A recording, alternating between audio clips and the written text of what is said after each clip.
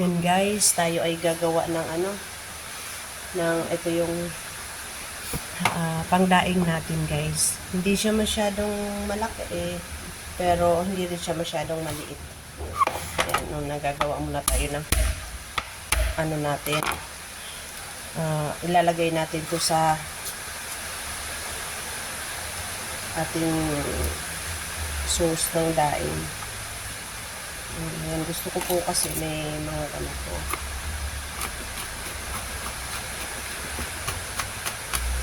Isang cloves lang. Actually guys, nagagayat ako kanina ng nilagay ko na kanina doon sa binabad natin kasi nagmamadali ako kanina kaya lagyan ko muna siya ng pansamantala. Hindi ko pa siya tinimplahan.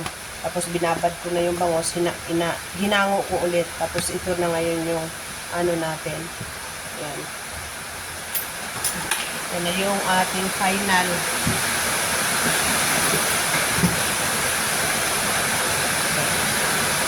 Nakita ninyo guys na medyo itim na yung ating suka. Nilagyan ko na kasi ng pansamalang timpla yan. Ngayon, nilagyan natin ng paminta. Gusto ko pong maraming paminta. Ayan, nabuhos na naman ang ulan. Pagkalakas-lakas na naman ang ulan. So, dadagdagan natin yung suka.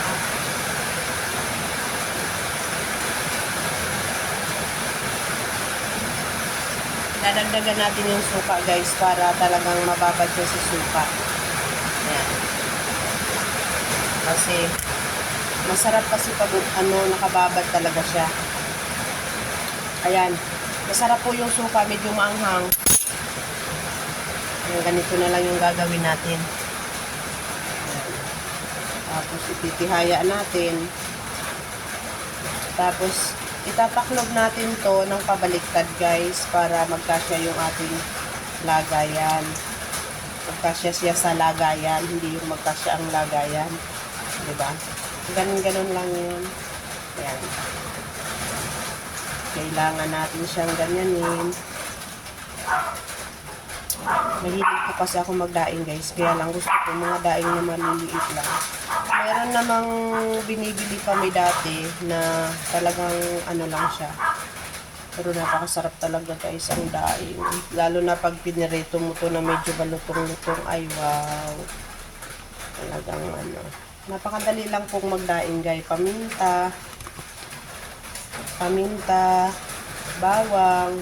Ewan ko lang po sa iba ha, kasi magkakaiba po tayo ng timpla ng Ito po ay pang akin po. Yan po yung ko. Yan. Ganun na natin kasi hindi na sila nakatahaya. Yan. Yan po yung daing for today. Yan po yung magiging ulam natin sa susunod na araw. Kasi gusto ko po siyang nakababad. Pero huwag naman po sobra sa babad guys. Kasi minsan pusa nang nagkakalas yung bangus pagka sumobra na sa pagkakababad. Diba? Kaya lang. Relax lang sa pagbabad. Ayan na po yung ating So, bukas, pwede natin ito siyang pagpalitin. Madali lang naman magpalit. Gaganunin mo lang yan lahat. Kasi naman hanggang gitna yung suka niya. So, ayan guys. At saka ito, dinadala ko kasi yan siya pagka may mga para magamit ko siya pang lagay sa ref. Di ba maganda siyang, ayan, pang divide. Pang lagayan ng ulam. Di ba? So guys, paano yan? Paalam na muna ako. Thank you for watching.